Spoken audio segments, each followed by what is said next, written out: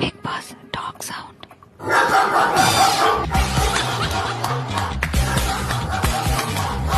Thank you Bigg Boss. Tea కావాలి, కాసేపు ఆగు. టీ కావాలి. అరుస్తావే? ఏ టీ కావాలి, నేను నిన్న కూడా తాగలేదు.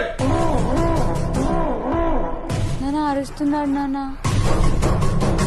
కుక్కలు అరిపించింది నీ కూతురు నా మీద. ముందుగా మనం టీ తయారు చేసుకునే విధానాన్ని ఈరోజు తెలుసుకుందాం.